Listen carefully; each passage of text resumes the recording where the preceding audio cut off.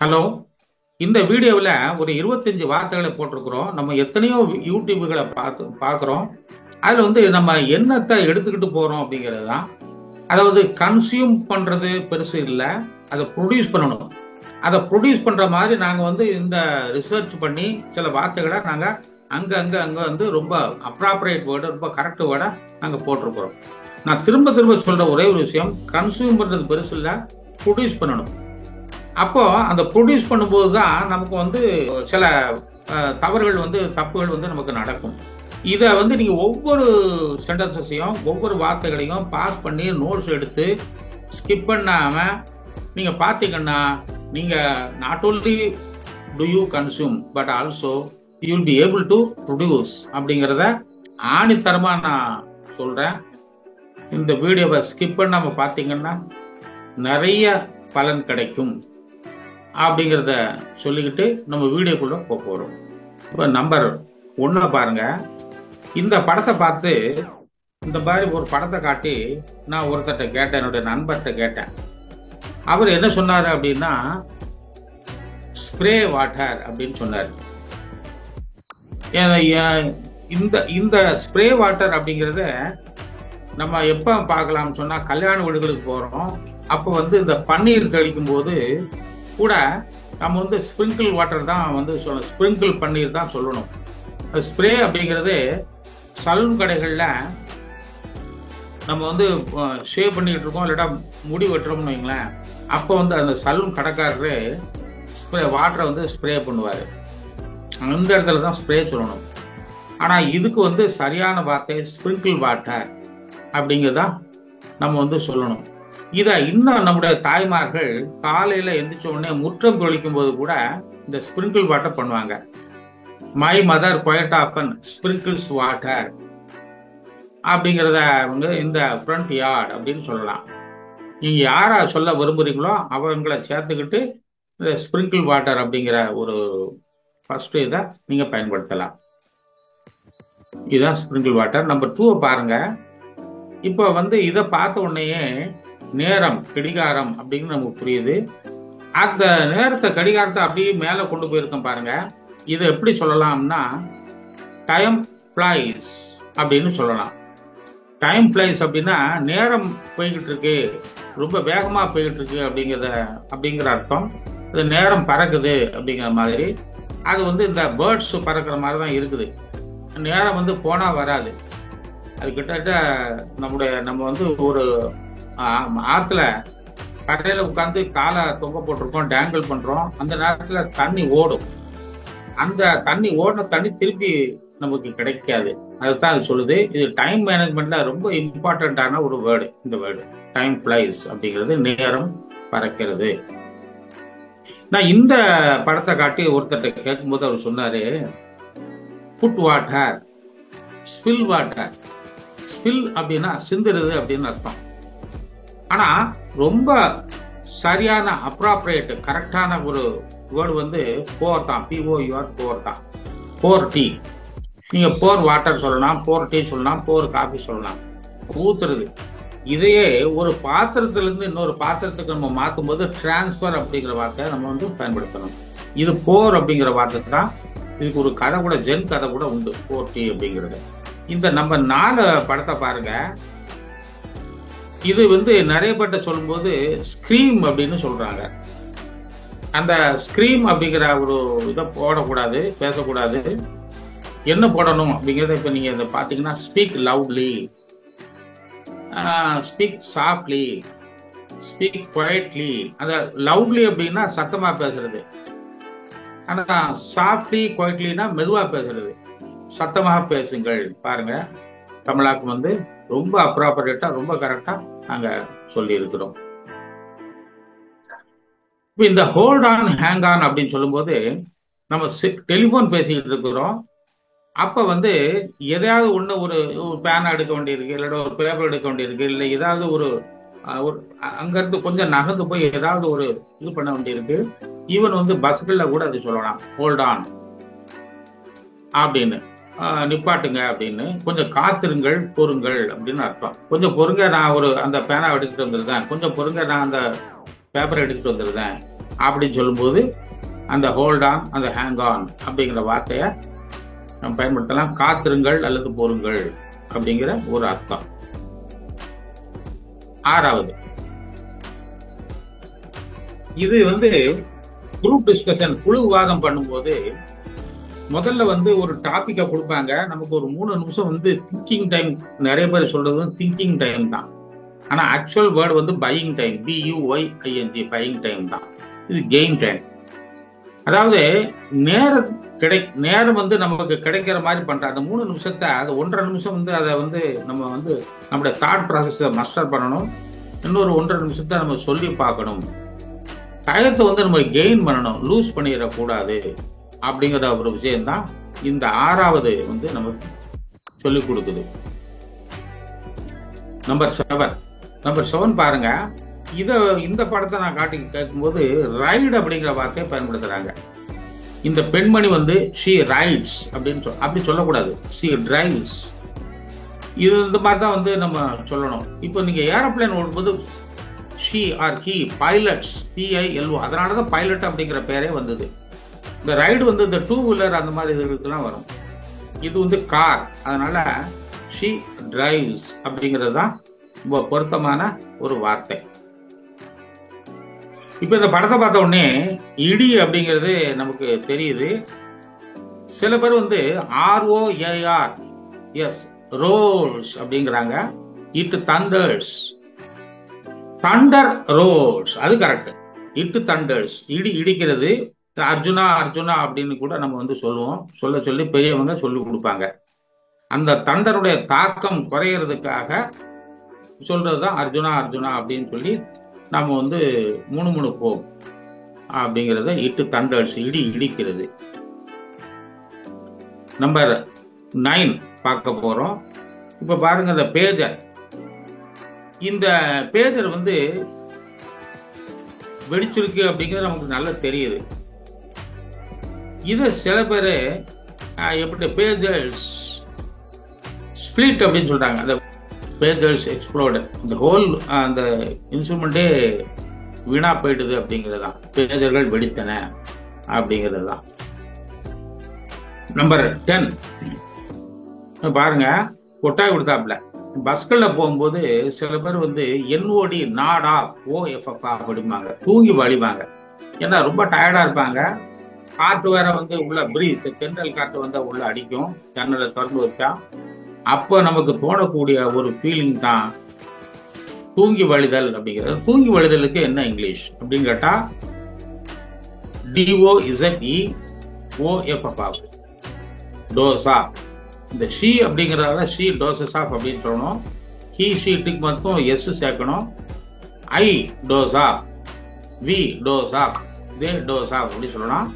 NOD நாடையும் சொல்லலாம். ஆனா key ஷீட்டுக்கு சொல்லும்போது NODS வந்து கண்டிப்பா சேர்க்கணும். அது கிராமர் பாயிண்ட் வந்து நம்ம வந்து இன்கார்பரேட் பண்றது. இது நம்பர் 10. 11 பாருங்க. இந்த படத்தை பார்த்த உடனே உங்களுக்கு என்ன தோணுது அப்படின்னா, அலை வந்து அடிக்குது. இதை நான் கேட்டு பார்க்கும்போது சில பேர் எப் அண்ட் ஃப்ளோ அப்படின்னு சொல்றாங்க. அது எப் அண்ட் ஃப்ளோ வந்து அலை வந்து மேலும் கீழமா வரலாம். இது வந்து பாறையில போய் அடிக்க பாருங்க. இந்த அடிக்கிறதுக்கு வந்து சரியான வார்த்தை என்னன்னு நம்ம பார்க்க போறோம். வேவ்ஸ் கிராஷ் அப்படிங்கிறது தான். அந்த எப் அண்ட் ஃப்ளோ அப்படிங்கிறது வேற. அலைகள் அடிக்கின்றன. இது வந்து பாறையில வந்து மோதுது அப்படிங்கிறது தான். வேவ்ஸ் கிராஷ், மோதுது. இந்த சாதாரணமா சொல்றது வந்து எப் அண்ட் ஃப்ளோ, அது பார்த்துக்கிடுங்க. நம்பர் 12. இப்போ அட் டைம்ஸ், சில வேளைகள்ல அப்படிங்கிறது. இது சென்டென்ஸ் மேக் பண்ணி பார்க்கும்போது தான் நமக்கு வந்து அந்த இது ஒரு அட்வர்ப். இந்த சென்டென்ஸ் மேக் பண்ணி போது தான் அதனுடைய டிஃபிகல்ட்டி நமக்கு. At times we don't want to do any work, நம்ம எந்த வேலையும் செய்ய விரும்புறது இல்லை. At time we feel very much excited, she feels very much excited. அந்த மாதிரி வந்து சென்டென்சஸ் வந்து மேக்கப் பண்ணி பாருங்க. அப்போ வந்து அந்த உங்களோட டிஃபிகல்ட்டி வந்து ஈஸ் ஆகி உங்களோட லாங்குவேஜ் இம்ப்ரூவ்மெண்ட் வந்து ரொம்ப நல்லா கிடைக்கும். நம்பர் 13 பாருங்க, மேக்கப். இது வந்து நீங்க மேக்கப் தெரியும், மேக்கப் அப்படின்னா அந்த சில இடங்கள் மேக்கப் வந்து நம்ம வந்து காஸ்மெட்டிக்ஸ் அப்ளை பண்றது அப்படிங்கிறது, இன்னொன்று வந்து மேனிப்புலேட் பண்றது அப்படிங்கிற ஒரு அர்த்தம் இருக்குது. மேக் அவுட் அப்படின்னா ப்ளீஸ் அண்டர்ஸ்டாண்ட் அப்படிங்கிற அர்த்தம். What he makes out from my statement is, நான் சொல்ற ஸ்டேட்மெண்ட்ல இருந்து அவர் என்ன புரிஞ்சுக்கிட்டாரு. What he makes out from my statement, நான் சொல்றதுல இருந்து அவர் என்ன புரிஞ்சுக்கிட்டாரு. அந்த இடத்துல அந்த மேக் அவுட் அப்படிங்கிற வார்த்தை ரொம்ப அருமையா இருக்கும். நம்பர் 14, இந்த பால்டர் வந்து பேசும்போதும் சொல்லலாம், நடக்கும் போதும் சொல்லலாம். இது தடுமாறுறது அப்படிங்கிற அர்த்தம். இது நிறைய பேர் வந்து வேற மாதிரிலாம் வந்து சொல்றாங்க. ஸ்டம்பிள் அப்படின்னு ஒருத்தர் சொன்னார். அது வந்து தடுக்கி விடுறது ஸ்டம்பிள் அப்படிங்கிறது, STUMBLE. பட் ஃபால்டர் அப்படிங்கிற வார்த்தை ரொம்ப ஹீ ஷீ இட்டு வந்துச்சுன்னா ஃபால்டர்ஸ் அப்படின்னு சொல்லணும். அவள் தடுமாறுகிறாள், அவர் தடுமாறுகிறார், நாங்கள் தடுமாறுகிறோம். இது நான் அப்படிங்கிறதுல நான் தடுமாறினேன் அப்படின்னு சொல்றாங்க. நம்பர் 15 பார்க்கலாம். இன் வெயின், வீணாக அப்படின்னு அர்த்தம். இதை வந்து பலனின்றி அப்படின்னு சொல்லலாம். ஏதாவது ஒரு ப்ராஜெக்டோ இல்லை ஒரு வேலையோ இல்லைன்னா ஒரு விஷயத்தையோ நம்ம வந்து பார்க்குறோம். அப்படி பார்க்கும்போது அது வீணா போயிட்டு அப்படிங்கிற ஒரு இதை நினைச்சு அதை வந்து அந்த ஃபீலிங்கை சொல்லும்போது தான் இன் வெயின் அப்படிங்கிற இந்த 2 வார்த்தைகளையும் பயன்படுத்தணும். ஸ்பேஸ் கண்டிப்பா விடணும் பலனின்றி. அடுத்தது பாருங்க, எபவ் ஆல். இப்போ நீங்க பேசுறீங்க, நான் பேசுறேன், நம்ம வந்து ஆர்குமெண்ட் பண்றோம், டிஸ்கஸ் பண்றோம், பிரெயின் ஸ்டாம் பண்றோம். அதுல நம்ம 3-5 பாயிண்ட்ஸை சொல்லிட்டோம். எபவ் ஆல், எல்லாவற்றிற்கும் மேலாக. அதுல வந்து ஒரு பாயிண்ட் வந்து நம்ம வந்து அந்த கிரக்ஸா சொல்றோம் பாத்தீங்களா, அந்த இடத்துல தான் எபவ் ஆல். இது வந்து ரைட்டிங்க்கு ரொம்ப பயன்படும், ஸ்பீக்கிங்க்கு ரொம்ப ரொம்ப பயன்படும் அப்படிங்கிறது எபவ் ஆல். அது எபவ் ஆல் சொல்லிட்டு அந்த விஷயத்துக்கு உண்டான பாயிண்ட்டை வந்து நம்ம வந்து எம்பசைஸ் பண்ணி சொல்லும்போது இந்த எபவ் ஆல் அப்படிங்கிற நம்ம பயன்படுத்தலாம். 17 பார்க்க போறோம். இந்த படத்தை பார்த்த உடனே லைட்னிங் அப்படின்னு தோணும். நான் முன்னாடி சொன்ன மாதிரி இட்டு thunders, Thunder rose. But lightning வந்து ஃபிளாஷஸ், அதாவது அந்த மின்னல் கீட்டு இருப்பாருங்க, அது வந்து மின்னுது அப்படிங்கிறது. இந்த மாதிரி நேரங்களையும் அர்ஜுனா அர்ஜுனா அப்படின்னு சொல்றது சில பேர் வழக்கமா வச்சிருக்கிறாங்க. மரத்தக்கடியில நிக்க கூடாது அப்படின்னு சொல்றாங்க. இது வந்து சிமிலர் டு அப்படின்னு சொல்லும்போது, அது போல, லைக் வாய்ஸ் அப்படின்னு சொல்றது போல, லைக் தட். ஏதாவது ஒரு விஷயத்தை சொல்லிட்டு இன்னொரு விஷயத்த நம்ம வந்து அனாலஜியா சொல்லும்போது இந்த ஃப்ரேஸை நம்ம வந்து பயன்படுத்தலாம். ரொம்ப அருமையான ஒரு ஃப்ரேஸ் லைக் தட் அப்படிங்கிறது. இந்த ஆஸ்க்வர், இதுல நிறைய பேர் தப்பு பண்றாங்க. I asked his name, he said his name is அப்படின்னு அவர் தன்னுடைய பேரை சொல்றாரு. ஆனா ஆஸ்க்வர் அப்படிங்கிறது அவர் ஒரு பேனா வச்சிருக்காரு. அந்த பேனா வந்து உங்களுக்கு வேணும், ஏன்னா எழுதுறதுக்கு இல்லை சிக்னேச்சர் போடுறதுக்கு அப்படின்னு தோணுதுன்னு வைங்களேன். I asked for the pen அப்படின்னு நம்ம வந்து சொல்லணும். எதையாவது அதை வேண்டும் என்று கேள் அப்படிங்கிறதான். அந்த இடத்துல இந்த ஃபாரை வந்து கண்டிப்பா நம்ம இந்த ப்ரிபோசிஷனை கண்டிப்பா பயன்படுத்தி தான் ஆகணும். நம்பர் 20. நம்பர் 20, இந்த தடுமாறுறது வரல. அப்புறம் வந்து ஃபால்டர், இது ஃபம்பிள்ஸ். பேசும்போது நமக்கு வந்து சில வார்த்தைகள் வராம இருக்கும். அப்ப வந்து நம்ம என்ன பண்றோம், ஃபம்பிள் ஆகிறோம். இன்னும் வந்து இந்த ஃபம்பிளை என்ன பண்ணலாம்னா, இருட்டில் வந்து எதையா தேடும்போது கூட இந்த ஃபம்பிளை வந்து நம்ம போடலாம். தட்டு தடுமாறி தேடுறோம் பார்த்தீங்களா, அந்த இடத்துல கூட இந்த ஃபம்பிளை வந்து நம்ம பயன்படுத்தலாம். இது ஃபம்பிள்ஸ். நம்பர் 21, மழை பெய்து கொடையை விரிச்சிருக்கிறாங்க. இது வந்து மழை, சில பேர் ஷவர் அப்படிங்கிறாங்க, ரெயின் அப்படிங்கிறாங்க. இது தூறல் தான், லேசான ஒரு மழை. இப்போ தெரியும், நம்ம வந்து தமிழ்நாட்டில் சில இடங்கள்ல வந்து மழை பெஞ்சுக்கிட்டு இருக்கு. அது லேஷ் அவுட், டெவஸ்டேட் அப்படின்னு போனாங்க. அந்த மாதிரி டெவஸ்டேஷன்ஸ், பேரழிவை கொண்டு வருது அப்படின்னு. இது வந்து நேச்சுரல் டிசாஸ்டர். மழை வந்து ஒரு கொடை, நமக்கு கிடைக்கக்கூடிய ஒரு கொடை. அது சில நேரங்களில் நமக்கு வந்து டிசாஸ்டரா பெய்யுறது. இது தூறல் விழுகிறது, தூறல் நின்று போச்சு அப்படின்னு ஒரு சினிமா படம் கூட எடுத்திருக்கிறாங்க. இட் ட்ரிசல்ஸ் அப்படிங்கிறது. 22 இது வந்து கிராஸ் இண்டஸ்ட்ரீஸ். இந்த கிராஸ்க்கு பதிலா GRAVE, கிரேவ், இந்த கல்லறை இருக்கு பாருங்க, அந்த வேர்டை கூட போடலாம். மிகப்பெரிய அநீதி. இந்த அபாண்டம் அப்படின்னு சொல்றோம் பாத்தீங்களா, அந்த மாதிரி அபாண்டமா பழி சுமத்துறாயா அந்த ஆளு அப்படின்னு நம்ம சொல்லும் போது, மிகப்பெரிய அநீதியை இழைச்சிருக்காரியா அவளுக்கு அல்ல அவருக்கு அப்படின்னு சொல்லும் போது GRAVE சொல்லலாம், கிராஸ் இண்டஸ்ட்ரீஸ் அப்படின்னு சொல்லலாம். இந்த ஸ்பெல்லிங்கை வந்து நம்ம வந்து ரொம்ப பார்த்துக்கிடணும். இப்ப 23 பாருங்க. இது வந்து கிளவுட்ஸ். இந்த கிளவுட்ஸ் வந்து மறைஞ்சிட்டு அப்படிங்கிறத டிஸப்பியர் அப்படின்னு சொல்லணும்.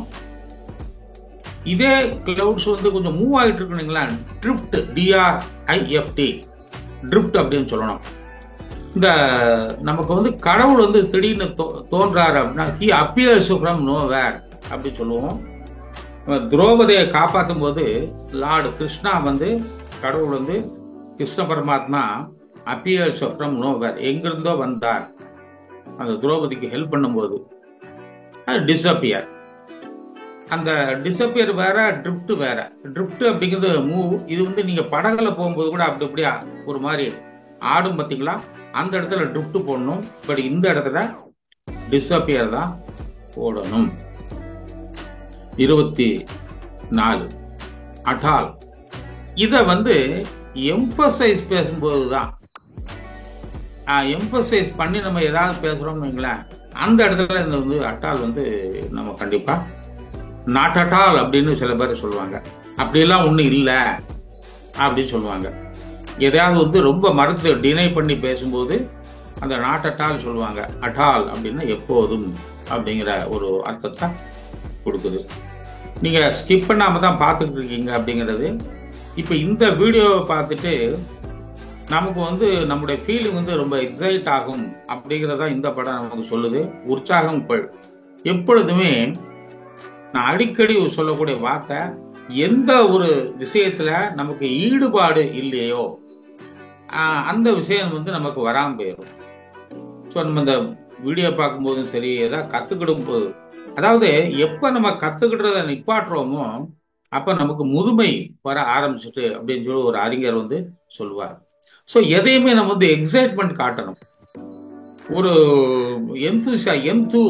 எந்தூசியாசம், அதை வந்து உற்சாகம், அந்த உற்சாகம் இருக்கும்போது வேலையை கூட நான் வேலை செஞ்ச மாதிரி இல்லையே சார், 7 மணி நேரம் போனதே தெரியல அப்படின்னு சொல்லும்போது கூட நீங்க வந்து அந்த எக்ஸைட்மெண்ட் இருந்துச்சுன்னா நீங்க எந்த ஒரு வேலையுமே அது வேலைன்னு தெரியாது, அது பாட்டுக்கு டைம் ஃபிளைஸ் அப்படிங்கிற அந்த வேலை வந்து ஓடி போயிடும். 7 மணி நேரம் 8 மணி நேரம் வந்து நம்ம அந்த வேலை செஞ்சுக்கிறது தெரியாம போயிடும். ஸோ இந்த வீடியோவில் நிறைய விஷயங்களை சொல்லி இருக்கிறோம். பார்த்து இது வந்து இன்டர்மீடியட் டு அட்வான்ஸ்டு போறவங்க கூட அப்பப்போ வந்து இதை சொல்ல முடியாம நான் உங்களுக்கு ஒரு கேள்வி கேட்குறேன், பாடுற ஆறாங்களா பம்பிள் ஆறாங்களா அப்படிங்கிற ஒரு சின்ன விடுகதை மாதிரி சொல்லிட்டு உங்களுக்கு தேங்க்ஸ் சொல்லிட்டு, இந்த பெல் ஐக்கான, ஆல் பெல் ஐக்கான கண்டிப்பா ப்ரெஸ் பண்ணுங்க, உங்க ஃப்ரெண்ட்ஸுகள்கிட்ட ஷேர் பண்ணுங்க, வீடியோவை ப்ரொமோட் பண்ணுங்க அப்படிங்கிற சொல்லிட்டு தேங்க்யூ.